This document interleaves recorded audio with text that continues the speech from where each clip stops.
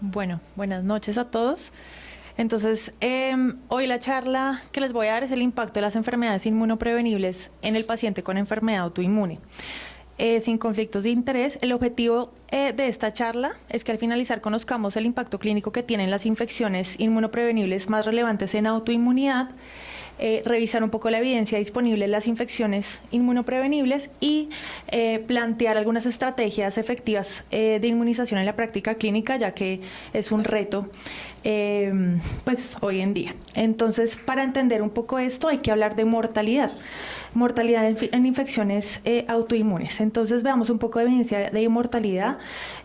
Hay estudios donde claramente documentan que las infecciones son de las primeras 3 causas de mortalidad en pacientes con enfermedades autoinmunes en general, y esto pues se corrobora en este estudio de lupus eritematoso sistémico, donde se analizan más de 4.000 pacientes, 603 muertes, con un índice de mortalidad estandarizada de 18.6 muertes por 1.000 pacientes. Entonces, ahí como pueden mirar, 11% de las causas de mortalidad en los pacientes son infecciosas. También en este estudio retrospectivo de 20 años en población china, también pueden ver más de 9.000 pacientes con lupus eritematoso sistémico, 218 muertes con un índice también de mortalidad estandarizada 4.8, y neumonía siendo una de las principales infecciones asociadas a mortalidad. Miren cómo el ranking de muerte, la primera causa son infecciones en casi todos los pacientes. Estudios en artritis reumatoide también, metaanálisis, 17 estudios con más de 400.000 pacientes, 63.000 pacientes asociados a mortalidad, en donde se evidencia pues un índice de mortalidad estandarizada para cualquier causa de 1.5, y asociado a infecciones netamente con un índice de 2.4, siendo estadísticamente significativo.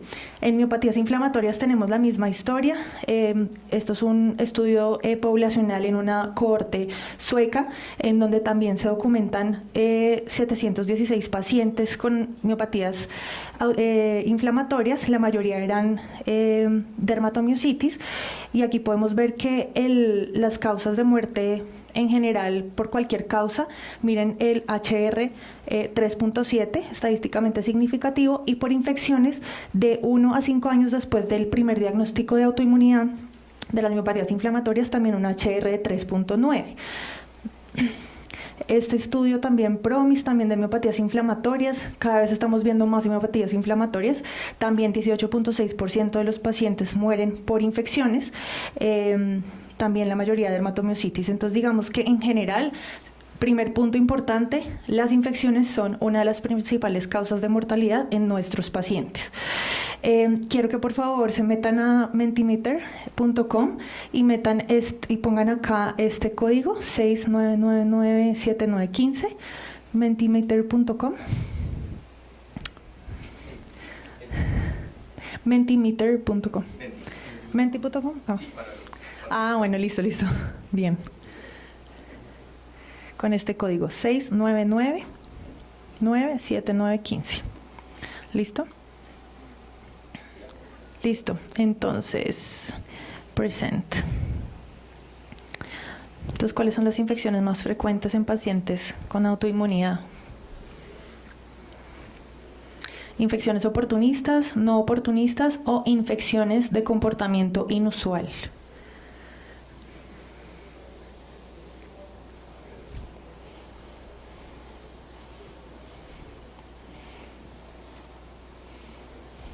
Doctor, ¿qué dice? ¿Listo? Bueno, dicen infecciones no oportunistas, sí, correcto. Infecciones de comportamiento inusual, también correcto. Entonces ya vamos a ver esta parte.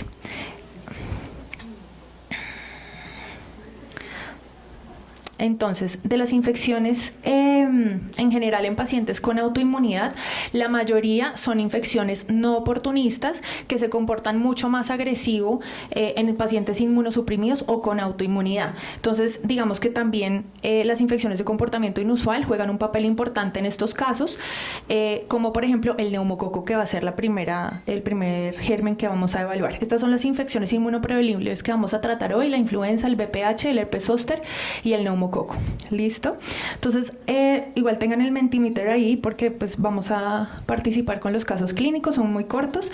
Hombre de 65 años con AR de 10 años de evolución, manejo con metotrexato, leflunomida y prednisolona, que consulta por síntomas respiratorios, disnea y fiebre. Un día antes de su ingreso, con alteración del estado de conciencia, una rigidez nucal y un soplo holosistólico, con hallazgos en el eco transesofágico de una vegetación. Tiene hemocultivos positivos para diplococos gram positivos, cultivo también de líquido cefalorraquídeo y un TAC de tórax con consolidación. Entonces, en este, ¿cuál sería el diagnóstico de este paciente? Ay, Dios. Síndrome de Austrian, bacteremia por neumococo, meningitis por neumococo o neumonía por neumococo. Bueno, este caso, la votación fue 6 bacteremias por neumococo, 1 meningitis y 4 Austrian. Me imagino que hay 4 infectólogos acá. Entonces, el síndrome de Austrian efectivamente es una infección muy rara de neumococo asociada a meningitis, neumonía, a meningitis, neumonía y endocarditis bacteriana. Entonces, este paciente tenía esta enfermedad. Entonces, ¿qué es la enfermedad neumocóxica invasora? Digamos que nosotros que no somos infectólogos, cuando nos hablan de neumococo, pensamos en neumonías, en de pronto amigdalitis, hasta meningitis, pero no pensamos en unas enfermedades neumocóxicas invasoras que pueden ser, digamos, el riesgo potencial mortal en los pacientes con autoinmunidad. Entonces, ¿de qué se trata esta enfermedad neumocóxica invasora? Es una infección pues por neumococo con aislamiento microbiológico en sitios no usuales o estériles, digamos, como por ejemplo las meninges, 15% de los casos, bacteremia, neumonía con bacteremia, artritis séptica, osteomielitis, endocarditis, entre otras. Entonces, de esta enfermedad, datos importantes: la edad de presentación 66 años, claramente mucho mayor en pacientes inmunosuprimidos con glucocorticoides, azatioprina, antitenef, metotrexato y terapias combinadas, que cada vez tenemos más. Mayor frecuencia de hospitalización y mortalidad asociada a la hospitalización, con un 75 más o menos por ciento de casos con comorbilidades asociadas, diabetes, obesidad, enfermedad renal crónica, y la mortalidad pues es alta, casi el 30% de los casos, más que todo asociado a meningitis neumocóxica. Entonces, ¿cuál es el impacto de esta enfermedad? En pacientes con lupus, casi 5 veces más hacen enfermedad neumocóxica invasora. Entonces hay que tenerlo presente, sobre todo si no están vacunados. Artritis reumatoide también hacen mayor riesgo de neumonía y hospitalización asociada a enfermedad neumocóxica invasora. Y es importante también tener en cuenta que en los pacientes con lupus y artritis, en estos casos de enfermedad neumocóxica, son comparables a a pacientes trasplantados y con VIH. Otro punto importante es que la vacunación va a ser segura en pacientes con fármacos convencionales. Entonces, es decir, si el paciente ya viene con metotrexato, ya viene con leflunomida, igual lo podemos vacunar con una terapia, pues con una vacunación secuencial, que ya ahorita vamos a hablar un poco más de eso, y no va a tener riesgo de, digamos que menor riesgo de FLAIR, pues asociado, digamos, a la vacunación. Miremos acá qué tanta inmunización hacen los pacientes con terapias biológicas en pacientes que tienen enfermedades autoinmunes, porque esa es la duda: si estamos inmunosuprimidos, ¿será que vamos a tener alguna producción de anticuerpos o pues no va a valer la pena la vacunación? Este estudio muestra primero las 2 vacunas y los serotipos que tenemos, la 13 y la 23. Y estas son las características de esta cohorte de 182 pacientes. Miren que tenemos enfermedades autoinmunes y autoinflamatorias. Tenemos además pues biológicos, tenemos anti-TNF, rituximab, tocilizumab, tenemos DMARDs convencionales, glucocorticoides, y además de eso teníamos Sjögren, esclerosis sistémica, lupus, artritis reumatoide. Este es el porcentaje de inmunización de los pacientes y casi todos los pacientes con manejo biológico alcanzaban el 50% de inmunización, es decir, que así estén en terapias biológicas los podemos vacunar y alcanzan el 50% de la inmunización.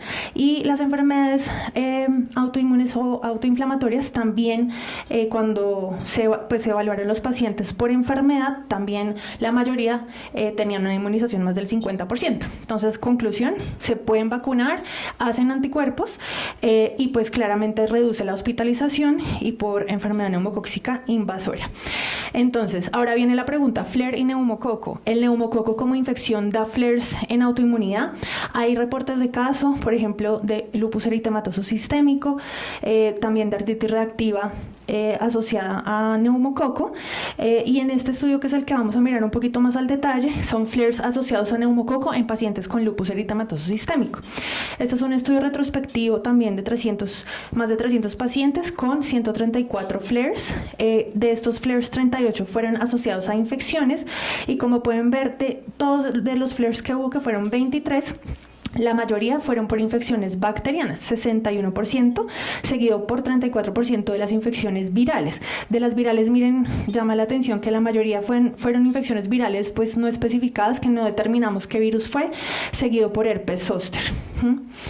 Listo. Segundo, ¿es la vacuna es segura, no es segura, o hacemos flares asociados a la vacuna? Entonces, este es un estudio del Reino Unido, también de 32.000 pacientes, un estudio observacional, incluyó pacientes con artritis, lupus, espondiloartritis axial y enfermedad inflamatoria. 57% eran vacunados para neumococo. Y miren acá, no documentó asociación de vacuna con flares. Entonces, para esto, la vacunación no mostró flares de la enfermedad en este estudio. Sin embargo, hay estudios que muestran que podría haber una asociación menos del 10%, y esos pacientes hacen flares pues que se autolimitan rápidamente. Entonces, estas son las conclusiones del neumococo. La vacunación es una intervención costo efectiva, hay asociación de la infección por neumococo y el flare lúpico, y pues que no hay que suspender la terapia inmunosupresora.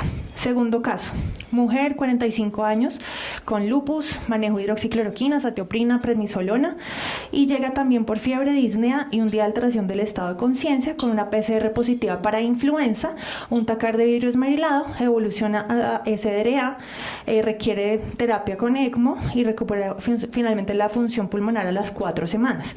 Entonces, ¿cuál sería el diagnóstico en este caso? Eso, buena. Gracias, Sandrita. Bueno, entonces en esa era una influenza complicada. ¿Listo? Entonces, el impacto de la influenza requiere más hospitalizaciones en artritis, lupus y vasculitis, más 2 a 3 veces más que la población sin enfermedades autoinmunes, y la mortalidad llega hasta un 10%. La vacunación reduce casi el 45% de las hospitalizaciones. Entonces, veamos un poco también si la influenza es como un trigger para hacer flares en pacientes con autoinmunidad. Entonces, en este estudio se evaluaron 82 pacientes con influenza. De esos 82 pacientes hicieron flare, 98 flares en los pacientes analizados, y como podemos ver también tenían manejos inmunosupresores, ciclofosfamida, micofenolato, metotrexato, azatioprina, y de estos pacientes la tasa de incidencia también fue de 25 los primeros 7 días desde la infección por influenza, y la mayoría de los flares fue los primeros 3 días de la infección, es decir, la infección por influenza, primeros 3 días mayor flare que los últimos 3 días de la infección. Artritis reumatoide, también en este estudio es una cohorte que se evaluó del 2000 al 2007 con más de 46.000 pacientes con artritis reumatoide, donde también se documentaron más complicaciones en pacientes con AR asociados a la influenza. Entonces miren este forest plot donde muestran pacientes con influenza, con AR, todos con complicaciones, independientemente si no tenían DMARDs o si tenían DMARDs o biológicos, si tenían comorbilidades, todos tenían mayor riesgo de complicaciones y de influenza complicada. Entonces, ¿cuál es el impacto de la influenza en autoinmunidad? Tenemos mucha más evidencia al respecto. Por ejemplo, hay una corte en Taiwán también donde se vio si la vacunación está asociada a un menor ingresos de UCI, menor complicaciones de sepsis, bacteremia, diálisis intrahospitalaria y mortalidad. Y finalmente, pues, menor morbilidad respiratoria y mortalidad relacionada a la influenza.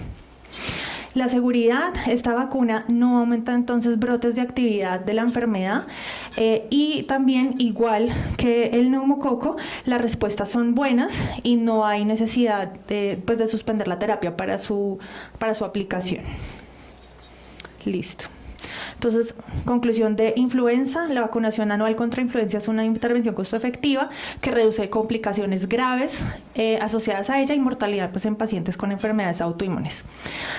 Tercer caso, mujer, 58 años, con 10 años de AR0 positiva, tratamiento metotrexato, tofacitinib, sin antecedente de vacunación por herpes zóster, con un control clínico adecuado del AR y sin brotes.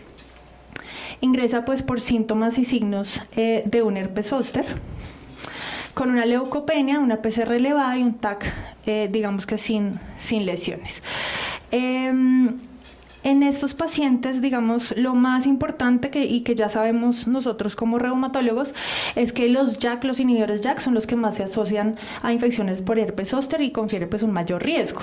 Entonces veamos un poquito de epidemiología. La incidencia de herpes zóster en lupus, 15.2 por 100.000 habitantes, artritis reumatoide, 21.5 por 1.000 pacientes año, y no AR, 7.6 por 1.000 personas año. Mayores de 65 años van a tener mucha más incidencia que los pacientes menores de 65. Y ya vamos a ver un estudio en donde también se documenta como factor de riesgo con un OR de 1.25. La tasa de dolor persistente posherpético a 6 meses, miren que son los pacientes con artritis reumatoide más que lupus y más que otras enfermedades autoinmunes. Entonces, este estudio que salió este año evaluó 218.000 pacientes con diagnóstico de herpes zóster. El 59% fueron mujeres, con una prevalencia también mayor en pacientes mayores de 65 años. Y miren lo que encontramos: pacientes con lupus eritematoso sistémico, esclerosis sistémica y síndrome de Sjögren tuvieron la mayor prevalencia de infección por herpes zóster. Este otro estudio, este año, recién salido del horno, como dice aquí el doctor Fernández, enfermedades oportunistas y herpes zóster asociado a manejo de enfermedades autoinmunes. Esto es una revisión, o sea, es un artículo de revisión en donde podemos ver aquí las infecciones. Vamos a analizar más que todo herpes zóster y los medicamentos. Entonces, miren, glucocorticoides, HR 1.47, los DMARDs convencionales, raro con micofenolato puede aumentar, ciclofosfamida HRI 4.05. Miren, inhibidores de TNF, antiinterleuquina 6, CTLA4, anti-CD20, todos estos son similares, es decir, tienen un riesgo similar, interferón alfa es mayor. Y por último, miren los JAK inhibidores, 1.1 a 12.3 por 100 personas año, y las CAR T-cells, que también es un tema interesante porque estamos en auge con esta terapia. Los primeros 3 meses aumenta el riesgo tanto que aquí ya plantean como manejo con profilaxis, es decir, no prevención, sino profilaxis. Varicela zóster asociado a aumento de los riesgos de flares en pacientes con lupus eritematoso sistémico. el virus como tal da flare o no da flare. Esto es un estudio de cohorte pareada del 2013 al 2018, 47 pacientes analizados, donde se evalúa si hay relación o no entre herpes y el desarrollo del flare. Se documentó 34% de relaciones pues, asociado a flare por herpes zóster. Miren los flares de 0 a 3 meses, un flare mayor, más o menos en el 62% de los casos, contra el grupo control, solamente 7 casos versus 10, y un flare leve a moderado, 37% en 6 casos. Otro tema importante, herpes zóster como factor primario para desarrollar una enfermedad autoinmune en pacientes sanos. Miremos este estudio que asocia el herpes con riesgo de un síndrome de Sjögren. Este también es un estudio de casos y controles poblacional.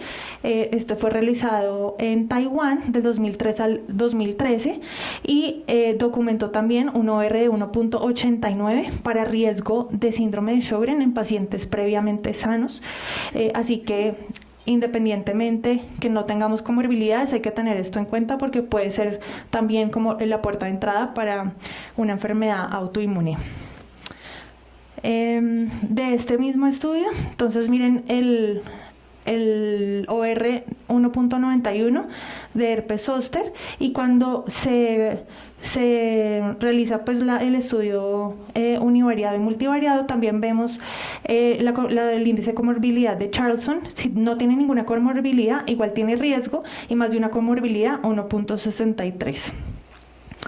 Bueno, siguiendo con el tema de si la vacuna también hace flares, este estudio fue realizado en Estados Unidos, fueron una corte de pacientes mayores de 50 años y finalmente no se documentó ninguna relación con flares de autoinmunidad en estos pacientes, es decir, la vacuna del herpes zóster no predispone a hacer flares de ninguna enfermedad autoinmune. Y este es el último caso de BPH. Es una mujer de 42 años con lupus diagnosticado hace 12 años con compromiso articular, cutáneo, hematológico. Viene con este tratamiento sin antecedente de vacunación contra BPH. Controles ginecológicos irregulares. Y finalmente pues empieza con metrorragia y se le diagnostica un carcinoma escamocelular invasor moderadamente diferenciado con una prueba de BPH positivo para el genotipo 16 de alto riesgo. Entonces, diagnóstico, pues el cáncer de cuello uterino. Esto es un tema que me pareció muy importante, primero porque en hombres también hay un riesgo aumentado de hacer displasias asociadas al BPH, no solamente en mujeres. En este estudio, por ejemplo, de cohorte poblacional también para evaluar el riesgo que hay de hacer una displasia cervical de alto grado o un cáncer cervical en mujeres con enfermedades autoinmunes sistémicas. Entonces, ¿qué evaluaron? Primero, pacientes con lupus tienen un HR 1.5 veces más riesgo de hacer displasia cervical de alto grado o cáncer cervical, y artritis reumatoide 1.49. ¿Sí? Entonces, importante, estos pacientes hay que vacunarlos. Enfermedad inflamatoria intestinal nos muestra lo mismo, que también tienen mayor riesgo de hacer displasias de alto grado y cáncer cervical. Y el lupus eritematoso sistémico, en este estudio específicamente, también tiene un HR de 2.12 y en pacientes con inmunosupresores con un HR de 1.83. Es decir, los pacientes con lupus, artritis, enfermedad inflamatoria y otras enfermedades autoinmunes tienen mayor riesgo de hacer displasia cervical de alto grado y cáncer cervical, que son enfermedades inmunoprevenibles. Entonces, ¿cuál es el impacto? Pues que en pacientes con lupus no solamente pueden presentar cáncer, sino otro tipo de lesiones intraepiteliares escamosas de alto grado y otros tipos de cáncer, como cáncer vulvar, carcinoma anal, entre otros. Bueno, la asociación, este estudio evaluó si el virus como tal del BPH hace o no hace riesgo de desarrollar artritis reumatoide, o la inmunización hace, pues tenemos una relación o no o como factor de riesgo para hacer artritis reumatoide. Esto es un estudio donde se analizaron, esto también fue en pacientes chinos, del 2007 al 2016 se analizaron 15.000 pacientes y se documentó que la infección del VPH con un OR de 1.09 tiene pues un factor de riesgo para hacer artritis reumatoide o para desarrollar artritis reumatoide. En cambio, la inmunización redujo la prevalencia con un OR de 0.47. Siguiendo un poco con la parte de la vacunación, entonces esto es un metaanálisis y una revisión sistemática en donde se evalúa si la vacuna hace que progrese o no en enfermedad, pues desarrollemos o no enfermedades autoinmunes, y realmente no hubo ninguna asociación, de hecho, factor protector para el desarrollo de enfermedades autoinmunes. Entonces, ¿cuál es el impacto del VPH en autoinmunidad? El riesgo de las lesiones intraepiteliales anales y orofaringias aumenta con el uso de anti-TNF y JAK inhibidores también, que el VPH no distingue género, también en hombres, como decíamos, inmunosuprimidos también tienen riesgo de cáncer anogenital y orofaringio, entonces también se deben vacunar, y no hay evidencia de flares pues asociadas a la vacunación. Y ahorita pues trajimos con el doctor Osorio también un tema que ha surgido, ha tenido mucho auge, y es si la vacuna del COVID induce la autoinmunidad. Entonces, no sé qué opinan. Sí, no está claro. Si quieren respondan ahí, pero no lo voy a... porque ya nos pasó. Pero no sé si alguien quiere opinar, si les parece que sí o que no. Con la mano, sí. La vacuna del SARS-CoV-2, la vacuna, ¿induce o no autoinmunidad? ¿Quién opina que sí? ¿No? ¿Quién opina que no? ¿Y quién no, dice que no está claro? Listo, muy bien. De acuerdo. Entonces, cada vez ha salido mucha más información acerca de o flares o primera manifestación inmunológica asociada a SARS-CoV-2. Digamos que los estudios no son sólidos, por así decirlo, o sea, son reportes de caso, pero hay varios, entonces por eso les muestro de artritis reumatoide, de dermatomiositis, de Guillain-Barré, de miocarditis, de trombocitopenia. Entonces cada vez salen más estudios en donde sugieren una asociación entre la vacuna y pues la autoinmunidad.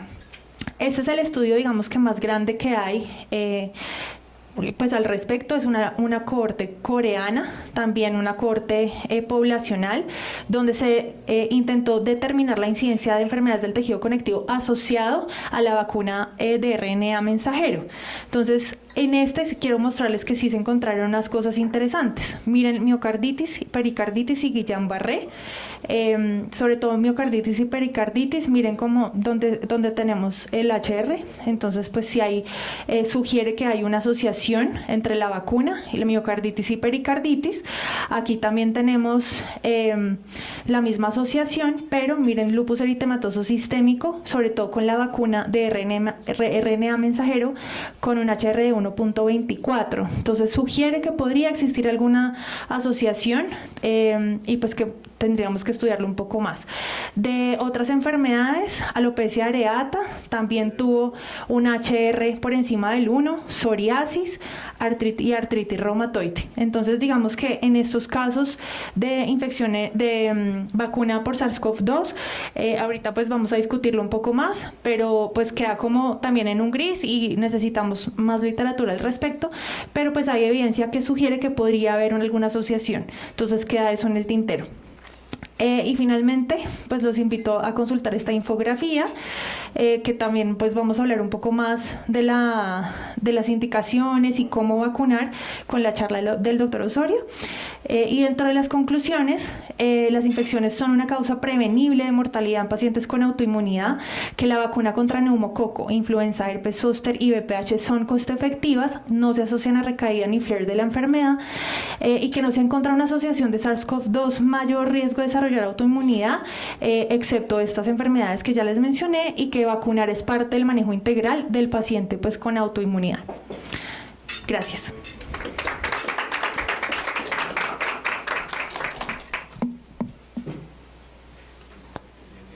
Gracias. Sí, no sé si tengan preguntas o las dejamos para el final. ¿En el auditorio? ¿Para el final? Vale. Entonces, bien, entendiendo el panorama que nos acaban de mostrar, que es básicamente la relación o la interrelación entre enfermedades autoinmunes, inflamatorias y enfermedades inmunoprevenibles, pues vamos a ver cómo podemos frenar este círculo vicioso de riesgo de infección, riesgo de reactivación de la enfermedad y, digamos, la necesidad de inmunosupresión que aumente el riesgo de infecciones. Antes que nada quería presentarles a la doctora María José López, quien nos presentó anteriormente. Es médica, internista, infectóloga, actualmente trabajando en CETIC en Bogotá y es magíster en infecciones en el inmunosuprimido no VIH. Por eso le pedimos que nos acompañara hoy para el conversatorio, que seguramente va a estar muy interesante. Pues bien, vamos a empezar a hablar de vacunación en los pacientes con enfermedades autoinmunes. Entendemos entonces que los pacientes con enfermedades autoinmunes frecuentemente requieren inmunosupresión sistémica. Esta inmunosupresión pues lo que hace es modular la inflamación buscando la mejoría clínica. Sin embargo, esto pues habrá que balancearlo con el riesgo de infecciones, porque hacen infecciones comunitarias, digamos que le llamamos comunitarias, es decir, infecciones comunes que ocurren en las personas, con una presentación mucho más agresiva, cargadas de mortalidad, cargadas de hospitalización, pero además oportunismo. Es decir, que este es el balance que nosotros queremos mantener para que el paciente tenga la mejoría clínica sin un incremento significativo del riesgo de infecciones.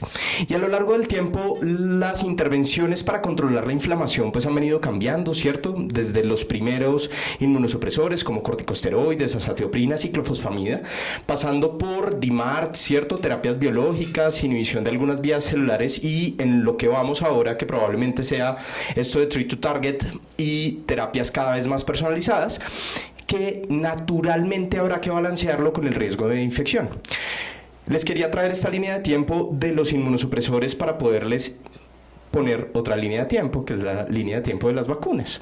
Naturalmente nosotros hablamos de vacunas desde el doctor Edward Jenner, ¿cierto? Desde 1796, la vaccinia, digamos, la vacunación con viruela para erradicar, digamos, la viruela humana. Los primeros intentos, ¿cierto?, fueron del siglo XVIII con Edward Jenner, pero recordamos personajes como Louis Pasteur, ¿cierto?, que hizo la primera atenuación en huevo de vacuna de rabia y así ya llegamos, digamos, al siglo XX con vacunas de toxoides, vacunas de subunidades o vacunas conjugadas, aquí fundamentalmente hemófilus y hepatitis, vacunas recombinantes como la hepatitis B, hasta en el siglo XXI vacunas mRNA, DNA, vacunas por vectores adenovirales principalmente y finalmente las partículas similares a virus. Es decir, la historia de la inmunosupresión también se acompaña de la historia de las vacunas, siendo las vacunas probablemente, después del agua potable, la estrategia de salud pública más costo efectiva y que más ha mejorado la supervivencia en la raza humana, ¿no? Pues bien, ¿qué esperamos con las vacunas? Naturalmente esto no es clase de inmunología sin repaso. ¿Qué esperamos de las vacunas? Pues le ponemos un antígeno y ese antígeno va a generar una respuesta, ¿vale? Esa respuesta va a ser por anticuerpos, por CD8 y por CD4. Fíjense que esto tiene un papel desde el punto de vista de la interacción hospedero-parásito, que es eliminar los microorganismos extracelulares, los anticuerpos, eliminar los microorganismos intracelulares, los CD8, ¿cierto? Citotoxicidad, pero aquí probablemente esté la clave y es la orquestación del linfocito CD4, ¿vale? Es decir, la unión entre estos dos mecanismos de eliminación de microorganismos lo cumplen los CD4. Y los CD4, pues por todas las respuestas TH, ¿cierto? TH folicular, TH1, TH2, TH17 incluso y TH9, para poder combatir las infecciones. Y estos principios de vacunología, ¿cierto? Aquí está, pues, esto gráfica presente a todo lado, Plotkin y demás. Pero es básicamente por qué se necesita una dosis de refuerzo, ¿vale? Cada vez que nosotros nos exponemos a un antígeno, pues lo que vamos a tener en células naive, ¿cierto? En células que no han sido expuestas al antígeno, pues va a ser una respuesta IgM seguida de una respuesta IgG y finalmente va a activar algunos linfocitos B que en su repertorio tuvieran ese antígeno, ¿vale? Cuando pasa esto, que eso usualmente ocurre unas 4 a 8 semanas después de la exposición inicial, nosotros podríamos volver a estimular el sistema, y esto es coger los linfocitos de memoria y especializarlos, ¿cierto? Entonces, activar los linfocitos B para que la producción de IgG sea mucho más intensa y duradera, así tengamos una respuesta de IgM mucho menos intensa. Y este principio básico de inmunología es lo que necesitamos nosotros para que las personas respondan a las vacunas en general. Si tuviéramos que coger recomendaciones claves o aspectos claves de los pacientes inmunosuprimidos respecto a la vacunación. Ya nos lo dijo la doctora, hay un mayor riesgo de infección, incluyendo las infecciones inmunoprevenibles, que fue lo que tocamos, pero además vamos a tocar este tema, y es ¿cuándo debo vacunar al paciente que tengo con inmunosupresión? Es decir, ¿cuál es el efecto de la inmunosupresión sobre la respuesta a las vacunas? Eso es algo que nos tenemos que preguntar, porque seguramente en el conversatorio lo diremos, y es ¿cuándo? ¿Cuándo lo debo vacunar? A pesar de que se puede disminuir la respuesta, como la doctora nos mostró con los datos de anticuerpos para neumococo, la efectividad de las vacunas sigue manteniéndose. ¿Cuáles problemitas tenemos? Lo primero, heterogeneidad. No hay un paciente igual a otro, pero también no hay un esquema, digamos, de tratamiento o de inmunosupresión igual a otro en el paciente. Así que muchas de las decisiones requieren individualizarse. Entender cuál es el tipo de vacuna, pero además qué hacen los pacientes. Entonces ya no tenemos únicamente pacientes que están en su casa tranquilos tomando los medicamentos que el médico les diga, sino que probablemente digan: doctor, es que tengo un viaje al sudeste asiático, doctor, es que me voy allí a peregrinar, voy a tal o cual actividad, o trabajo en tal o cual cosa. Es decir, una anamnesis enfocada en el riesgo también es importante en estos pacientes. Y finalmente, lo que tenemos, gran parte viene de recomendaciones de experto. Como señalábamos, la evidencia experimental en varios de estos escenarios no es tan abundante, pero sí tenemos un cuerpo de evidencia lo suficientemente bueno para que se den recomendaciones.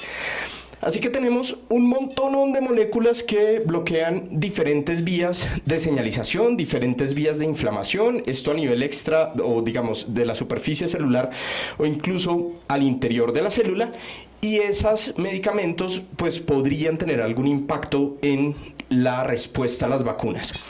¿Cómo funciona esto? Les recomiendo esta revisión de Cleveland Clinic sobre DMARDs, efecto de los DMARDs en vacunas, y aquí se los resumo, ¿cierto?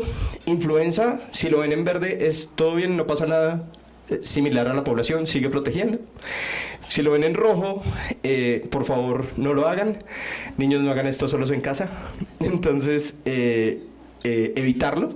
Y aquí en naranja, gracias al Videobeam, el efecto, digamos, puede ser de atenuación de la respuesta. Entonces, influenza está prácticamente en verde para todos: TNF, abatacept, JAK inhibitors, que ya lo hemos revisado, inhibidores de interleucina 6, 17. Neumococo conjugada va muy bien en todas, sin embargo, como ya nos mostraron, metotrexato, ¿cierto?, podrían tener disminución en los niveles de anticuerpos.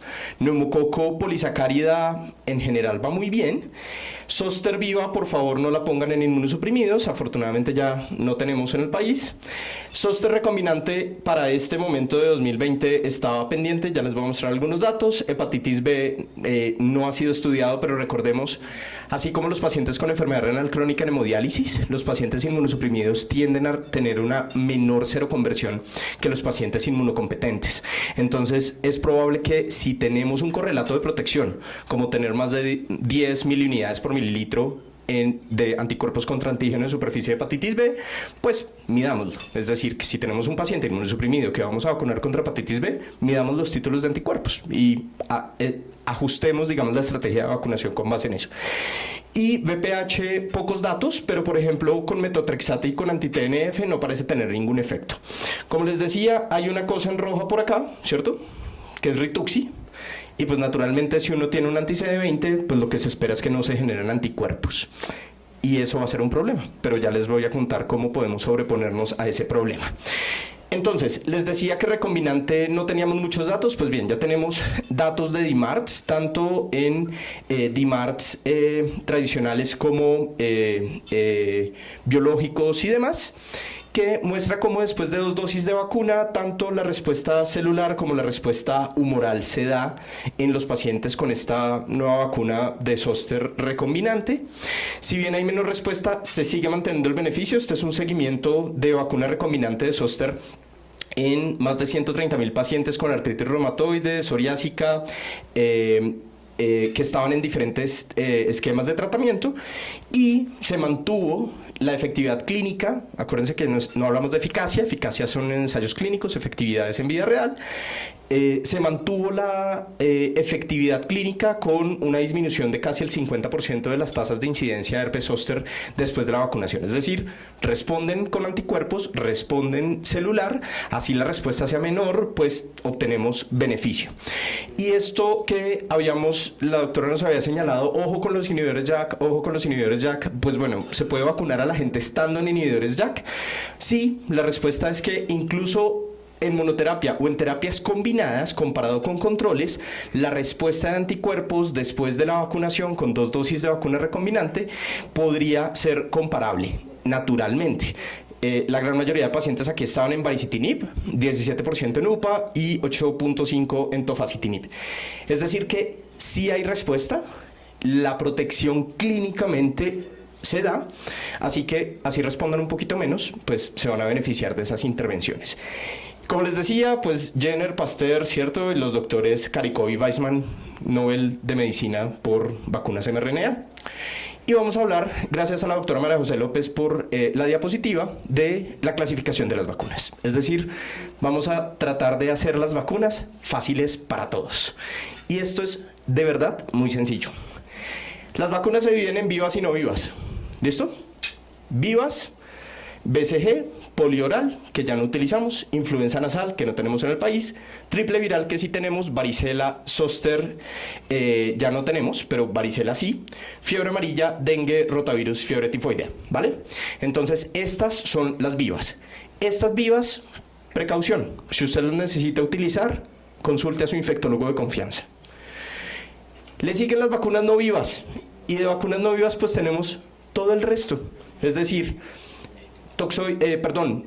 virus, microorganismo entero, ¿cierto? Sinovac, SARS-CoV-2 inactivo, rabia inactivo, hepatitis A, polio inactivada, toxoides, DPT, purificadas, influenza, pertusis, neumococo polisacárida, recombinantes, les decía, la principal es hepatitis B, pero también tenemos recombinante de zóster, virus respiratorio sincitial, meningo, VPH, conjugadas.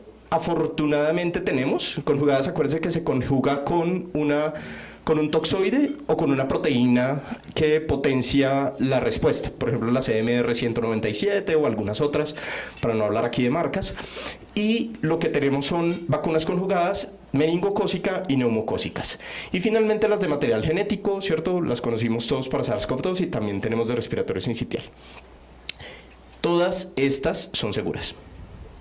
Así de sencillo. Es decir, vivas no, no vivas sí. Entonces, principios generales para la vacunación en los pacientes reumatológicos, en los pacientes con enfermedades autoinmunes. No indicar vacunas vivas atenuadas, excepto algunos casos. Entonces, si uno está en el sur del Tolima o si uno está hacia el oriente del Tolima y el paciente vive allá y pues, hombre, estamos en brote de fiebre amarilla y la fiebre amarilla mata a 1 de 2 personas, pues es preferible que levante la mano, le pregunte a su infectólogo de confianza, suspenda la inmunosupresión, ya les digo cuánto tiempo, y se vacune y después reinicie la inmunosupresión, ya les digo cuánto tiempo, y el paciente quedó protegido. Claro, naturalmente esto obedece a la indicación de un brote. Pero si no tenemos brote, si es una persona que está en Bogotá, que no se mueve, que no va a viajar, que no tiene que estar en contacto con el ciclo selvático del bosque seco tropical, pues, hombre, ni siquiera lo vacune, es decir, no se necesita. Cuña para fiebre amarilla, 1 sola dosis en la vida, es decir, si el paciente ya se vacunó tempranamente, pues ya no necesita ninguna dosis, entonces no se metan en camisa de 11 varas a reforzar fiebre amarilla porque no se necesita, ¿vale? Vacunas inactivas o unidades recombinantes, es decir, todas las no vivas, son seguras. Ojo con esta tercera recomendación. Siempre vacune los contactos. En pediatría aprendemos una estrategia que se llama la estrategia capullo. Y es que mientras los niños se logran vacunar, tenemos que vacunar a los papás, a los visitantes, a los abuelos, a los familiares que vayan a ir. Esto funciona en los pacientes inmunosuprimidos. Esto funciona en los pacientes altamente dependientes de cuidado en cuidado crónico, por ejemplo. Esto funciona en pacientes receptores de progenitores hematopoyéticos. Esto funciona en una serie de pacientes que se protegen gracias a que protegimos a su entorno, ¿vale? Entonces, tercera recomendación, siempre vacune contactos si se puede. Evalúe la seroconversión, se los estaba diciendo con hepatitis B, si se cuenta con pruebas o si existen correlatos de protección. Otra recomendación, las vacunas, ¿cuándo deberían iniciarse? Se deben iniciar al momento del diagnóstico. Ojalá apenas hace el diagnóstico. Yo estoy necesitando inmunosupresión más adelante, ya lo vacuno. No me espero a que ya esté en tratamiento. Es decir, que al momento del diagnóstico, antes de la inmunosupresión, es cuando tenemos que vacunar a los pacientes. ¿Y cuántos de esos pacientes, al momento del diagnóstico, están vistos por un infectólogo que les prescriba vacunas? O sea que la responsabilidad de la vacunación idealmente sería del médico tratante, ¿vale? Porque si no, ya nos van a llegar a nosotros cuando tengan una dosis de Rituxi o tengan no sé cuánta dosis de esteroide, y pues ya en ese momento la respuesta va a ser subóptima, ¿vale? Entonces, ojo, ¿cuándo? Al momento del diagnóstico. Pero si usted puede aplazar el inicio de la inmunosupresión porque lo necesita ya, hágalo 2 semanas, ¿vale? Déjele 2 semanas a las vacunas para que genere la suficiente respuesta antes de frenarlo. Pero fíjense esto, no se debe interrumpir la inmunosupresión para las vacunas inactivadas. No se debe interrumpir la inmunosupresión. Si usted lo puede hacer, fantástico, pero no es necesario. ¿Listo? Y el ejemplo de esto clásico es la vacuna anual contra influenza. Entonces, recuerden que para nosotros la vacuna de influenza llega hacia abril o mayo porque vacunamos con hemisferio sur, y esa vacuna nos llega todos los años diferente, es decir, actualizada. Entonces, si usted tiene que coordinar que le llegue la vacuna en mayo para que le empiece la inmunosupresión 2 semanas después de la vacuna, eso se vuelve un lío. Influenza siempre es urgente. COVID-19 siempre es urgente. No importa la inmunosupresión que tenga, no importa en qué esté. Incluso en rituximab, si usted tiene que vacunar al paciente contra influenza, lo vacuna cuando necesite vacunarlo, ¿vale? En ese momento. Si recibe anti-CD20 6 meses después de la última dosis o 4 semanas antes de la siguiente dosis. Y ojo con esto, aplicar la mayor cantidad de vacunas en cada oportunidad. ¿Listo? Hay suficiente evidencia en pacientes inmunocompetentes e inmunosuprimidos que mezclar vacunas es seguro y no tiene ningún impacto sobre la inmunogenicidad, ¿vale? Cuando en esteroides, aquí sí, pues ustedes lo dirán, lo ideal no es tener a la gente en esteroide alto todo el tiempo, por eso existen los DMARDs, por eso existen el resto de intervenciones. Ya hay datos suficientes, más de 20 miligramos día de prednisolona equivalente generan un impacto muy importante sobre la respuesta inmune a las vacunas. Es decir, que si usted planea bajar la dosis de esteroides, no lo vaya a vacunar cuando esté por encima de 20. Idealmente cuando esté por debajo de 7,5 o idealmente cuando esté por debajo de 10, dice la ACR, ¿cierto? Y entre 10 y 20, pues ni idea. Pero si usted planea disminuir la dosis de esteroide, y eso no se va a demorar más de 4 o 5 semanas, y el paciente pues no está en un brote, espérese a que esté por debajo de 10 o por debajo de 7,5, ¿vale? Y con eso responde mejor a las vacunas. Vacunas vivas atenuadas, ya habíamos hablado, por ejemplo, fiebre amarilla y dengue, ¿listos? Aquí tenemos más o menos la respuesta a la pregunta de cuánto tiempo debe esperarse antes de la administración de vacuna. El único que va, digamos, corto en principio son los inhibidores JAK, que solo requieren 1 semana de suspensión. Pero en general, digamos que se recomiendan 4 semanas, que era lo que les había nombrado. Y una vez se aplica la vacuna, pues Rituxi obviamente 6 meses, ¿vale? Y una vez se aplica la vacuna, esperar al menos 4 semanas desde la vacuna viva hasta la inmunosupresión, ¿vale? No vayan a inmunosuprimir a los pacientes recién vacunados con vacuna viva, ha pasado, ¿vale? Entonces, importantísimo, en cualquier escenario de gestión de riesgo, si usted decide poner una vacuna viva atenuada, aplaza la inmunosupresión inmediatamente. Estaba en lista de espera para trasplante, se saca de lista de espera temporalmente. qué culpita. Es decir, toda inmunosupresión debería esperar al menos 4, a veces 8 semanas después de una vacuna viva atenuada. Para nosotros es relativamente fácil porque pues es dengue y fiebre amarilla. Triple viral casi no vacunamos al adulto, entonces probablemente sean esos dos los únicos escenarios y como les digo, tiene que ver principalmente con exposición y brote. Así que si ustedes se pueden llevar un mensaje que se los hemos repetido hasta el cansancio, estas 4 vacunas, con estas 4 vacunas ya salvaron la mitad de las muertes prevenibles, ¿vale? Influenza, ¿cada cuánto se pone? Cada año. Neumococo, ¿cómo se pone? Primero conjugada y luego polisacárida. Esta mnemotecnia va a dejar de funcionarme en algún momento, pero yo siempre les digo que primero viene el 13 antes del 23. Entonces primero ponga la conjugada y luego ponga la polisacárida. MSD ya tiene, esto 13 es Pfizer. MSD ya tiene 15, ¿vale? Entonces también 15 viene antes de 23. Entonces ponga primero la conjugada y luego la polisacárida. Cuando nos llegue 20, es probable que necesitemos solo 20. ¿Listo? Que ya está en proceso. Claro, van a venir nuevas generaciones de vacuna contra neumococo y eso va a hacer que se genere una muy buena respuesta con menos dosis o que de pronto el esquema secuencial del que les estamos hablando ya no necesite darse. COVID-19, por favor, con base en el lineamiento vigente, y esto es, miren, COVID cambia, así como influenza cambia. Y los pacientes con enfermedades autoinmunes, como les señalaron, tienen presentaciones mucho más graves de estas infecciones virales. Así que sí, doctor, llevo 4 dosis, le falta la quinta. Doctor, llevo 3 dosis, póngase la más actualizada. Es decir, siempre es importante que en virus respiratorios, influenza y COVID, los prioricemos. Y finalmente, zóster, naturalmente tenemos no solo mayor riesgo, sino mayor riesgo de flare derivado de la reactivación. Entonces, hacen más neuralgia posherpética, hacen más zóster oftálmico, hacen zóster diseminado. Bueno, es una complicación relativamente grave y se previene de manera muy eficiente con la vacuna, ¿vale? Entonces, si usted se puede llevar este mensaje a casa, influenza, COVID, neumococo y zóster, fantástico.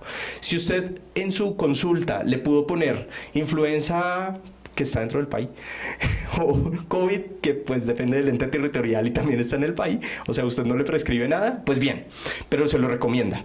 Ahora, si le prescribe neumococo y le prescribe zóster, pues fantástico. ¿Cuáles son recomendables? ¿Vale? ¿Cuáles son recomendables? Hepatitis B, siempre es recomendable, ¿vale? Siempre es importante tener más de 10 miliunidades por mililitro en nuestros pacientes. Se aplican esquema de 3 dosis, 0, 1 y 6, o a veces podemos aplicar 0, 1 y 2. ¿Listo? Y esto es importante que si no tiene anticuerpos contra hepatitis, antígeno de superficie de hepatitis B, pues de pronto doble la dosis o busque estrategias alternativas. No tenemos todavía vacunas adyuvadas, estamos esperando a ver si llegan, pero está interesante el tema de hepatitis B, tiene un correlato de protección, entonces tenemos como una meta clara. Hepatitis A solo si tiene IgG negativa, gran parte de la población colombiana tiene una seroprevalencia alta para hepatitis A, entonces midan los títulos antes de pensar en vacunación. Existe vacuna solita y vacuna combinada con hepatitis B. De tétanos, difteria y tosferina, ojo con esto, estamos en brote en Bogotá, se han muerto 2 niños, se ha muerto un adulto recientemente a inicios de este año, y tosferina, es decir, sí existe. ¿Qué tenemos que hacer? Una dosis cada 10 años, ¿vale? TDAP digamos la presentación a celular, para el adulto es una única dosis y se pone cada 10 años, es así de sencillo, ¿vale? Es una dosis. Tranquilos, es una prescripción. En 10 años lo vuelven a hacer. ¿Listo? Y VPH, afortunadamente el INVIMA ya mejoró el rango de edad, ya se puede aplicar tanto en hombres como en mujeres hasta los 45 años. Recomendado siempre por debajo de 17 años, es cuando mejor evidencia tiene. De los 17 a los 26 es recomendable y de los 26 a los 45 toca individualizar. Recomendación para esto, pues es que ya nos mostraron que esta vaina es terrible en los pacientes, sobre todo en las pacientes con lupus. Eso es terrible y nos decía en un conversatorio la doctora Vázquez hace algunos meses, venga, y no hay hay alguna forma de que los podamos vacunar, tengan la edad que tengan, es que realmente no tengo nada más que hacerles. Sí, naturalmente VPH termina siendo una carga de enfermedad muy importante en mujeres y en hombres con autoinmunidad. Por eso tenerla aprobada hasta los 45 años pues nos da un margen de protección importante para este grupo de pacientes. Ahora sí, recomendaciones para vacunación. Les ofrezco este QR si lo quieren escanear. Si no, pueden entrar a la página de la Sociedad Colombiana de Pediatría, como aquí no tenemos pediatras, de la Asociación Colombiana de Infectología, ¿vale? Y tenemos los calendarios vacunales que se trabajaron con la Sociedad Colombiana de Pediatría y la Asociación Colombiana de Infectología, el Comité de Vacunas, para hacérselo fácil, ¿vale? Entonces se van a encontrar esto en la página de la asociación, un botón para los calendarios vacunales de niños y adolescentes, un botón para los calendarios vacunales de adultos y un botón para los códigos MIPRES. Estos son los calendarios, ¿se acuerdan de los de ACIP, cierto? Del Comité de Prácticas de Inmunizaciones gringo. Bueno, esto es algo relativamente similar. En verde lo que sí toca poner, en amarillo lo que debe considerar de acuerdo al riesgo individual y en rojo lo que estaría contraindicado. Ustedes estarían acá, otras condiciones de inmunosupresión, y aquí están básicamente en verde lo que repetiremos hasta el cansancio de esta presentación. Influenza, siempre. Neumococo, siempre. SARS-CoV-2, siempre. TDAP porfis cada 10 años, por favor, por lo que más quieran. VPH, siempre. Y zóster recombinante, siempre, ¿vale? A partir de los 18 años. Y esto más o menos se ajusta a las recomendaciones que dan reumatólogos para reumatólogos. Es decir, ACR en el año 2023 publica las recomendaciones del consenso de 2022 en el que dice influenza, neumococo, zóster, VPH. ¿Qué pasa con influenza y metotrexate? Idealmente 2 semanas, si lo puede suspender. Bah. Otros inmunosupresores frescos con las vacunas no vivas, Rituxi, ojo, según el calendario, influenza siempre, y otras al final del ciclo de dosis, digamos, de aplicación de rituximab. Glucocorticoides, ojo, más de 20, solo influenza, ¿listo? El resto diferir. O sea, yo creo que aquí queda suficientemente claro. Influenza se pone cuando cuando tenga el paciente, cuando salga del consultorio. Ahí en ese momento se pone, ¿listo? Las vacunas vivas diferir y múltiples vacunas, por favor, siempre háganlo. Así que, perdón por lo insistente, pero las vacunas no vivas son seguras, las vivas atenuadas con precaución, influenza COVID-19, neumococo y zóster, el resto son recomendables. VPH, TDAP, meningococo, digamos, anticomplemento, asplenia, ¿vale? Es importante tenerlo. Y ojo, vacunar a los contactos. Minutos finales para hablar por qué no nos vacunamos. Y digo no nos vacunamos en primera persona porque los trabajadores de la salud en Colombia, menos del 53%, están vacunados contra influenza. ¿Pueden creerlo? Pues bien, ¿cuáles son los factores relacionados a la reticencia vacunal? Reticencia vacunal es el término que está entre los antivacunas y los provacunas o los fervientes adeptos a esta secta de las vacunas o esta religión de las vacunas, ¿vale? Entonces, la reticencia son los que sí pero no sé, ¿vale?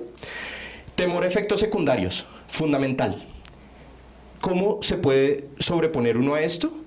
Pues hablándole a la gente con sinceridad. Le va a doler el brazo, le va a durar un día, al día siguiente va a estar perfectamente bien. Si usted hace CrossFit, pues no vaya a entrenar ese día, espérese 2 días antes de hacer el PR de Clean and Jerk. Entonces, ojo, temor a efectos secundarios, siempre hay que aclararlos. Doctor, ¿me va a dar un flare? Doctor, no me vacuno porque, o doctora, no me vacuno porque la vez pasada que me vacuné con influenza me dio una gripa. Ok, señora, ¿se murió en la UCI? No, listo. Entonces, sí. Percepción de no necesitar la vacuna, pues claro, es que pues, yo soy un hombre activo, enérgico, hago deporte, como bien, tengo un índice de masa corporal sano, un perímetro abdominal envidiable. Pues ojo, porque también a esa gente le da influenza que lo manda a la UCI, ¿vale? Tenemos las unidades de ECMO llenas de influenza todo el año, todo el tiempo, gente entre los 28 y los 32 años de edad. Entonces, ojo, el buen estado de salud no lo exime de vacunarse. Desconocimiento sobre la vacuna, sobre la enfermedad, y aquí tenemos un papel muy importante nosotros en divulgación científica. Alto costo de la vacuna, esto tiene que ver con algunas vacunas, ¿cierto? Como las vacunas son costosas, pero pues para ahorita Zoster, ¿cierto? Es muy costoso, BPH nonavalente es costosa, bueno, etcétera. Digamos que ahí tenemos como cosas que gestionar desde el punto de vista farmacoeconómico, desde el sistema de salud en adelante. Y desconfianza en la seguridad y la eficacia de la vacuna. Es que yo no me la pongo porque mi vecino se puso la vacuna de COVID y se murió de COVID.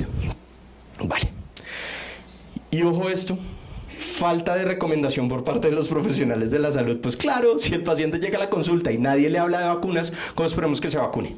Entonces, ojo, tenemos que ser contundentes con la información que debemos para el paciente. Así como usted le da exactamente la dosis que necesita de inmunosupresión al paciente, asimismo, de contundente tiene que ser la recomendación de vacuna.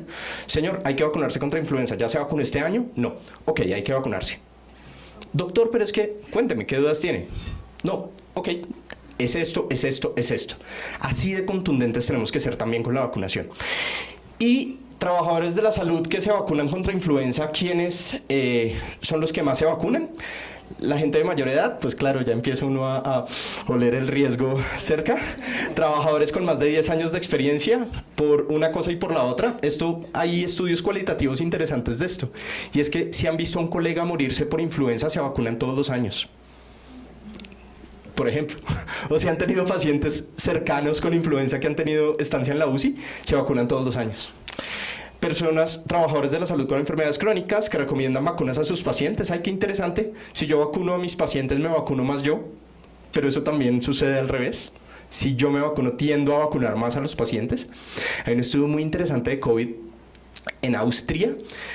Las regiones que tenían médicos no vacunados tenían una frecuencia de vacunación en su población, en las regiones, significativamente menor que las regiones en las que el médico de cabecera ya se había vacunado.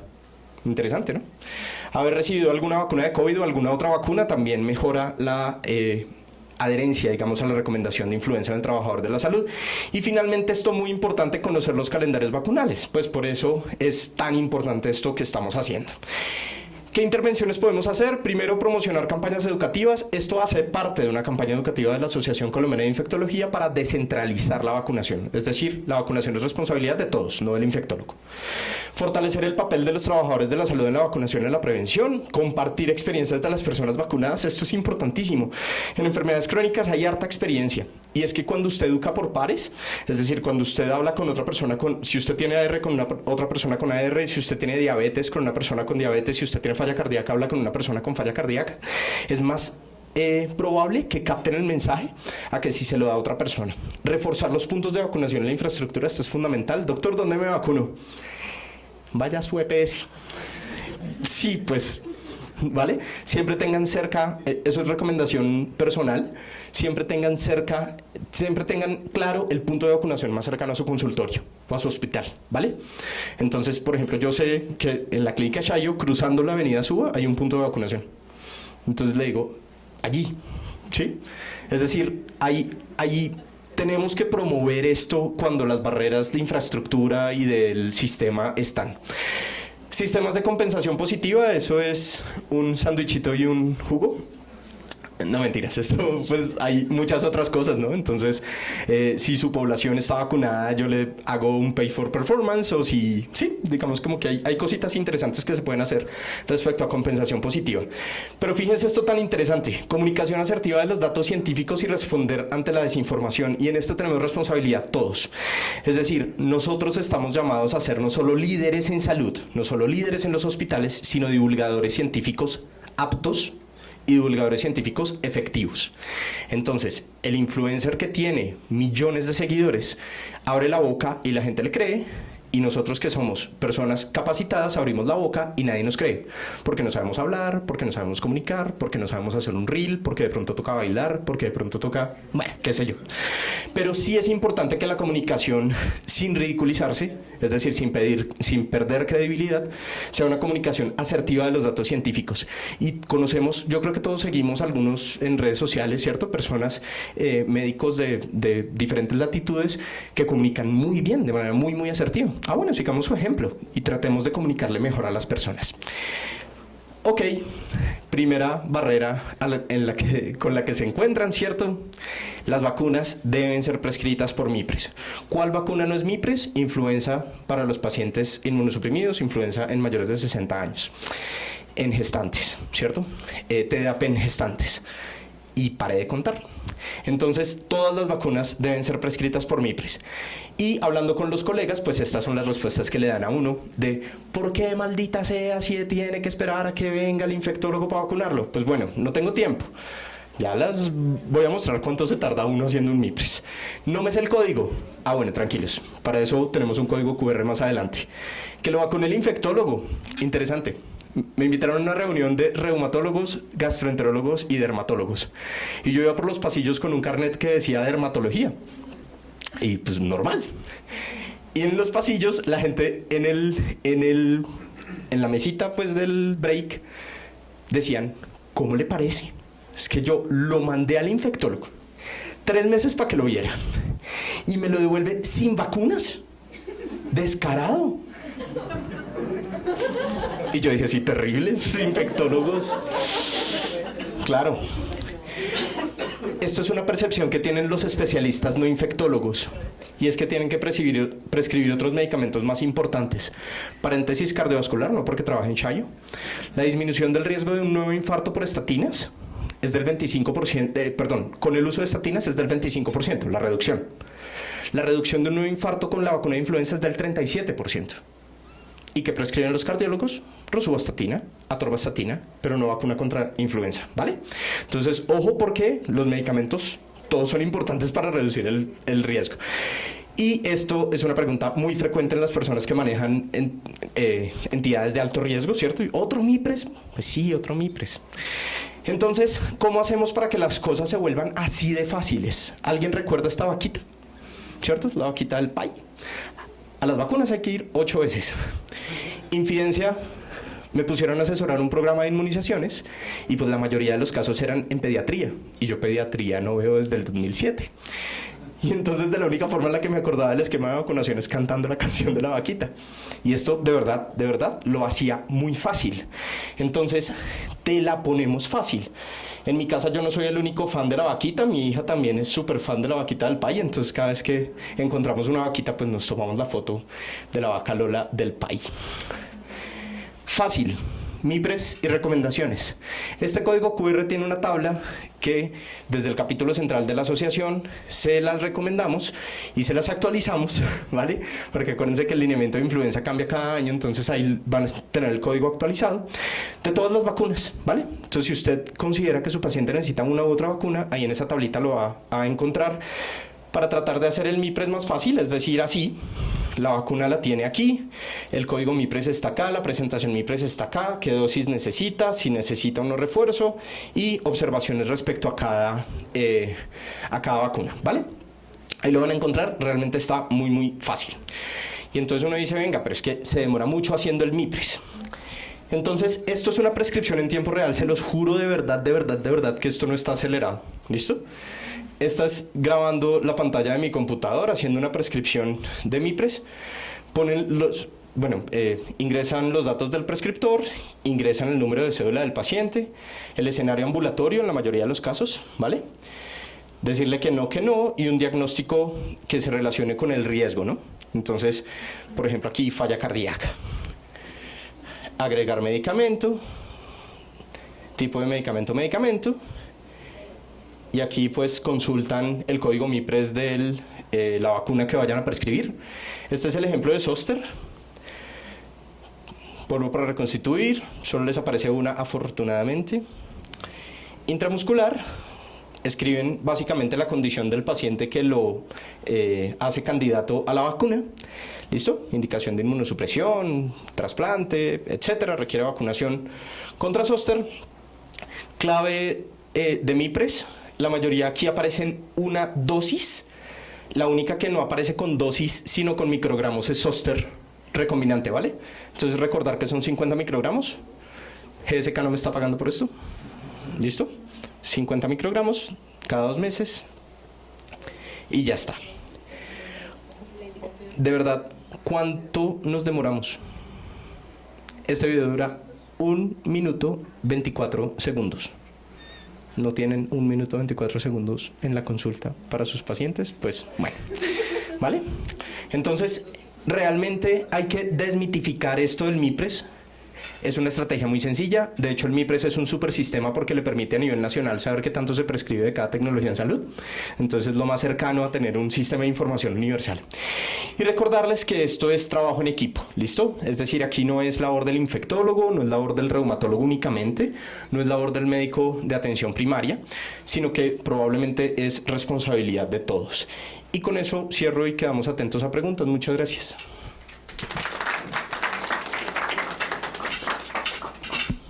No sé si en el auditorio tengamos preguntas.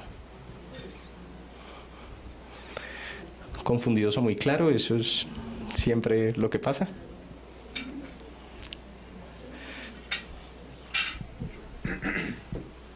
Gracias, doctor. El tema de la vacunación del entorno del paciente, específicamente, ¿qué sería? Porque pues queda uno como confundido ahí. Gracias, doc. Pregunta muy importante. Las 3 principales vacunas que se debe tener para la estrategia capullo son influenza, COVID y TDAP. Es lo principal, sí. Rotosferina termina siendo muy relevante. No sé, Majo, si recomendarías algo distinto. No, es básicamente eso, y es la transmisión de virus respiratorios y bacterias respiratorias, ¿vale? Neumococo tiene como sí y no.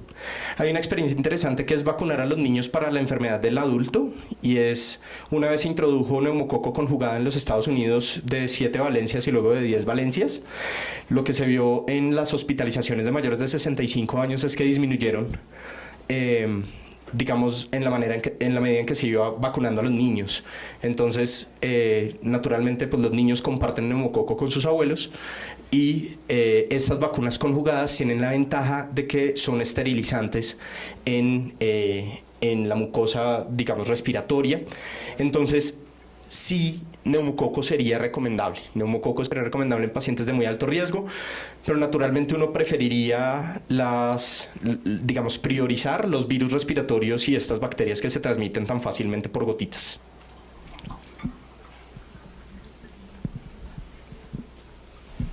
Muchas gracias por la exposición. La doctora Borda mencionaba algo que pues a nosotros en el militar nos ha llamado la atención. Nosotros tenemos una población muy cautiva y la doctora Borda decía cada vez hay más miopatías. Presentamos una serie de casos en Italia en el año pasado de cómo se exacerban las miopatías en ciertas épocas del año, ¿sí? De marzo a más o menos mayo, junio, hemos visto cómo estos pacientes llegan con exacerbaciones de sus miopatías, al menos en el militar. No sé, doctora, y le pregunto a usted y de pronto a los infectólogos también, si han identificado algún agente microbiológico o algo, o han identificado en su práctica clínica también lo que nosotros estamos identificando actualmente.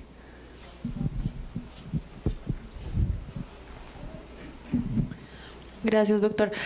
Pues es que esto es un estudio observacional mío propio, porque realmente no, digamos que no hay evidencia, pero yo creo que sí podríamos construirla, porque realmente la incidencia de miopatías es impresionante lo que se han aumentado.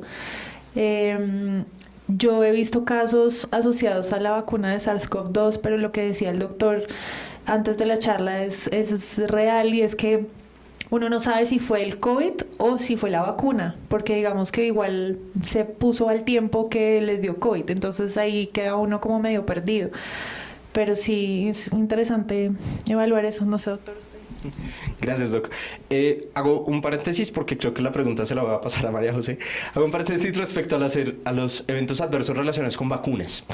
El análisis de un evento adverso relacionado con vacunas sigue una metodología. Esa metodología la está, digamos, perfeccionando OMS cada tanto, pero ya llevamos bastante tiempo, y sobre todo para pandemia, del análisis de los eventos adversos probablemente relacionados con la vacuna. Eso es una metodología estandarizada que parte de una revisión sistemática de la literatura. Se reúne un consenso de expertos para tratar de validar o no los datos que se encontraron en la revisión sistemática de la literatura, y se empiezan a responder preguntas desde la plausibilidad biológica hasta la evidencia clínica. Esto en COVID se vino en avalancha. Es decir, lo que señalaba la doctora hace un momento de, qué sé yo, miopatías inflamatorias, síndrome de Guillain-Barré, trombosis, infartos, ACVs, digamos como una serie de entidades que en la medida en que se fue vacunando la población fueron apareciendo como asociados a la vacunación. De esto hay pocos casos que están realmente asociados a la vacuna o a sus componentes. Eso es lo que llamamos en la clasificación casos relacionados con la vacuna o sus componentes, perdón la redundancia. Hay otra clasificación que son los casos indeterminados, que esto puede tener, por ejemplo, asociación temporal, pero no necesariamente causalidad demostrada. Y finalmente los casos coincidentes. Los casos coincidentes es que le iba a dar con o sin vacuna, ¿sí? Es decir, una persona que tiene muy alto riesgo cardiovascular, que tiene unas enfermedades de base que no están controladas, se hace un infarto después de la vacuna, pues es altamente probable que con o sin vacuna lo pudiera haber hecho. Es decir, que digamos que ese es como el ejercicio que se hace para la exploración de estos casos. Todos los casos se reportan a sistemas de vigilancia. Y entonces cualquier persona tiene derecho a levantar la mano y decir, oiga, mi miopatía yo creo que es la vacuna de COVID. En ese caso, se levanta la mano, se reúne el Consejo Nacional de Evaluación de Reacciones Adversas, se revisa todo el caso y se da una respuesta frente al caso. Eso, fíjense que es un proceso riguroso, dispendioso y que, digamos que demora tiempo. No todos los casos que están publicados en la literatura con asociación tienen ese ejercicio de análisis causal. Es decir, que gran parte de lo que se ve incluso en los sistemas de información, todos conocemos de pronto el VAERS o el FAERS. Para los que estén más familiarizados con el FAERS es de fármacos, VAERS con V es el de vacunas. Pues claro, uno entra a VAERS y encuentra que hasta, qué sé yo, obesidad está relacionada con vacuna. Pues sí, hay unos casos que están reportados. ¿Qué se tiene que hacer? Verificar que sí estén relacionados con la vacuna o los componentes. Y eso no es tan fácil porque viene desde la plausibilidad biológica hasta la evidencia clínica. Todos quisiéramos tener evidencia experimental. Sí, es decir, todos quisiéramos tener un estudio de gente que no estuviera vacunada, un estudio de gente que estuviera vacunada, lo seguimos en el tiempo y decimos, ok, la diferencia en las tasas de incidencia, casos nuevos, lo que quiera, es así. ¿Cuál es el problema? Naturalmente eso experimentalmente no se va a dar en medio de una pandemia. Es decir, que lo que tenemos son cohortes y series de casos autocontroladas. Para eso, dar una asociación causal no es tan fácil. Por eso yo los invito a que toda esta literatura que está publicada, tratemos de echarle un ojo un poco más preciso desde la plausibilidad biológica hasta la evidencia clínica. Y respecto a lo cíclico de la presentación de las enfermedades, bueno, no sé si... Yo quería hacer ahí dos observaciones además a lo que dice Juan Pablo. Uno es que, por supuesto, la vacunación fue masiva. Entonces, es difícil diferenciar si le iba a dar o no le iba a dar, porque lo que hemos visto post pandemia es que le han echado la culpa a la vacuna de N mil cosas. Les traigo, por ejemplo, el caso de la miocarditis o la pericarditis asociada a vacuna y su relación con la enfermedad. Y también la pregunta es, listo, se vacunó, no le dio COVID y podría tener una enfermedad asociada a la vacuna. Probablemente le hubiera dado si hubiera tenido la enfermedad también por el mimetismo y por, digamos, que todos los mecanismos que ustedes conocen muy bien desde el punto de vista inmunológico. Entonces eso creo que también hay que tenerlo presente para esta información de asociación. Y con respecto al comportamiento cíclico, realmente no lo tengo muy claro, yo no lo he visto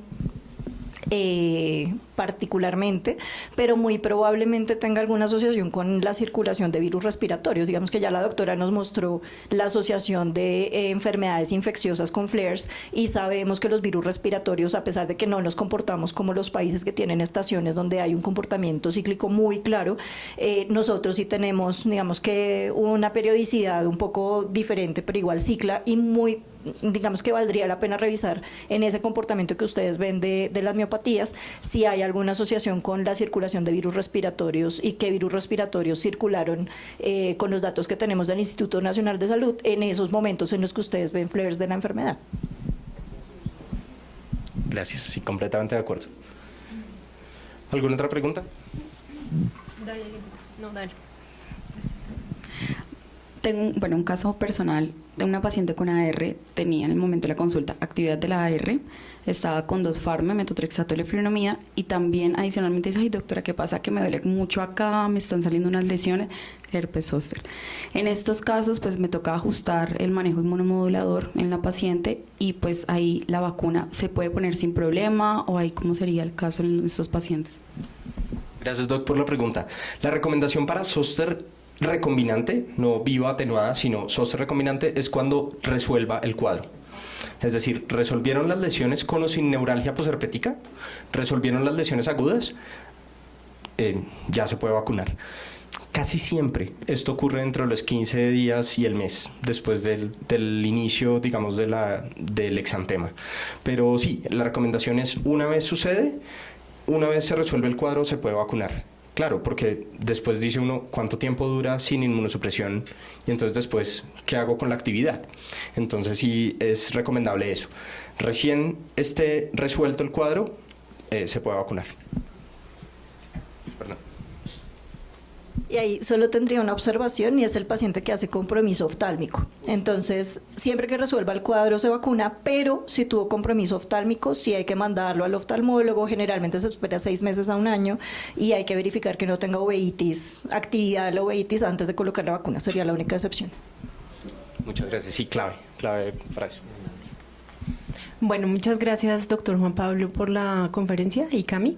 Yo tengo una duda respecto a la vacuna del VPH, porque la recomendación actual es poner la vacuna no navalente, pero hay otras vacunas viejitas que la gente se puso hace rato. Entonces, si hay una paciente que ya se vacunó, no sé, hace años con vacuna no navalente, ¿vale la pena ponerle la no navalente ahorita? Muchas gracias. Sí, la recomendación es, digamos, la nonavalente lo que hace es que entre el 10 y el 18% de la incidencia de cáncer de cervix está derivada de los 5 tipos de VPH adicionales a la tetravalente y pues mucho más a la bivalente. Entonces sí, la recomendación es actualizarlo a nonavalente sin importar el esquema que ha tenido previo. Sin embargo, naturalmente el efecto poblacional de la vacuna tetravalente es casi eliminación de cáncer de cervix en algunas poblaciones en vida real. Es decir, hay experiencias muy interesantes publicadas en el mundo. Yo creo que el caso más ejemplificante es Australia. Poblaciones de niñas vacunadas han tenido 97% de disminución en casos incidentes. Entonces sí que es relevante empezar la vacunación antes del inicio de la vida sexual, etcétera. Esto como corolario para ya la respuesta, pero sí, naturalmente si una persona ha tenido vacunación se puede vacunar con nonavalente. De hecho es recomendable pasar a nonavalente porque el riesgo es altísimo y sobre todo lupus, creería yo. Y aplica lo mismo para zóster. Eso, y aplica lo mismo para zóster, dice María José. Y es las personas que hayan tenido vacuna viva atenuada, ¿se deben vacunar con recombinante? La respuesta es sí. Se pierde muy rápidamente la inmunidad, no responden casi. Entre más inmunosuprimidos, peor respuesta. Entonces, sí, las recomendaciones si han tenido vacuna viva atenuada de zóster, se debe vacunar con recombinante. Estábamos comentando con Linda que otra de las barreras, lo voy a contar, algo que pasó en tiempo real, son los aseguradores, y me encanta que ahí diga asesor del consorcio Salud Compensar, porque pues Linda envió las fotos de la presentación a nuestro chat de reumatólogos del sitio en donde trabajamos, que vemos pacientes de un asegurador importante, y nuestro coordinador de la cohorte nos dijo, chévere que vayan a esas charlas y todo, pero todavía no nos han dicho cómo vamos a hacer la ruta de vacunación con nuestro asegurador, porque las vacunas son muy caras y no podemos prescribirle vacunas solamente a los pacientes que tengan muy alto riesgo.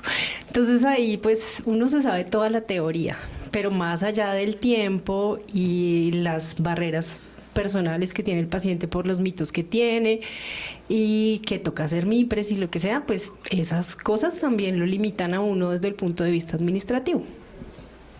Gracias, Doc, por la pregunta, porque finalmente todos somos actores del sistema.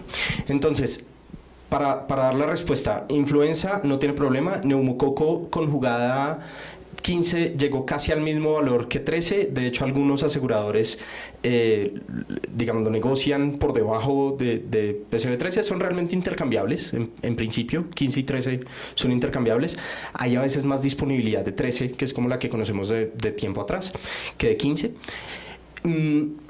Problemas realmente terminan siendo BPH y zoster, son como las dos, principalmente zoster por el costo. En conversaciones que se han tenido con GSK para tratar de hacer que esto se pueda aterrizar, pues lo que van a tratar de hacer, y ya lo están hablando con el ministerio, es negociar una ruta de priorización para la vacunación. Y eso tienen que negociarse desde el ministerio hacia los aseguradores y finalmente hacia los prestadores. Gran parte de las vacunas incluyen gasto de bolsillo, de eso no hablamos, pero es una barrera, es decir, entonces los que sí pueden pagar se protegen contra algo que los puede matar y los que no pueden pagar no, pues eso no es equidad, ¿cierto?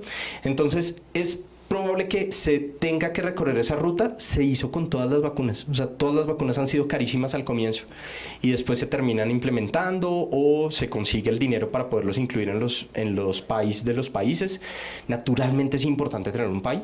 O sea, uno tiene que priorizar los recursos de la salud pública para las enfermedades que mayor impacto tengan en morbimortalidad para su población y principalmente para la población infantil. De hecho, pues hay 17 países hoy, digamos, en 2025, en el África subsahariana que incluyeron vacuna de malaria para sus niños en el PAI. O sea, esto es una fantasía lo que está pasando en vacunas, gracias a los nuevos adyuvantes y otras vainas. Pero naturalmente ese curso lo tiene que dar la introducción de tecnologías en salud en el país. ¿Yo qué recomendaría para lidiar con el asegurador? Establecer el riesgo, ¿sí? Es decir, porque, por ejemplo, la vacuna de zoster es una vacuna que es prácticamente universal para mayores de 50, ¿sí? Todo el mundo lo debería tener. Y mayores de 18 con riesgo incrementado de zoster. Y entonces uno empieza aquí a contar diabetes, todo el mundo. Entonces falla cardíaca, reumatológicos, todo el mundo. Claro. Naturalmente, dentro de los reumatológicos, si uno tiene un inhibidor JAK, es impajaritable que tiene que tenerla. Pero si uno tiene otro DIMAR, pues probablemente no. Entonces, recomendación, arranquen con inhibidores JAK, sigan al resto y háblenlo con el pagador, eso es fundamental, porque si no la gente no tiene noción de la necesidad de la tecnología en salud. Entonces, mi recomendación es prioricen a los de mayor riesgo, naturalmente, pero los que le siguen, que también tienen riesgo, debe ser muy claro con el pagador. O sea, ahí sí le toca a uno, desafortunadamente, meterse en los temas para los que uno no es experto, ¿cierto? Que es el tema de negociación, administrativo, datos, tal. Hay aseguradores muy juiciosos, tienen todos los datos. A veces uno se sorprende cuando llega a esas reuniones porque uno cree que uno es el dateado, pero no, realmente los dateados son ellos. Entonces hay que desarrollar esas habilidades para poder negociar. Pero mi recomendación es prioricen la inmunización. Y si no, en últimas, pues termina siendo, mándalo al infectólogo, el infectólogo la prescribe y es menos frecuente, o no la prescribe y lo devuelven descarados. Olmiprazol. No sé si tengamos otra pregunta. Si no tenemos más preguntas, muchísimas gracias a todos, feliz noche y esperamos, esto queda grabado en el canal de YouTube de la Asociación Colombiana de Infectología, así que a las personas que nos acompañaron en YouTube, muchísimas gracias, esperamos que haya sido de provecho para todos y esperamos a tener la grabación para replicar el link con las sociedades científicas. Muchas gracias.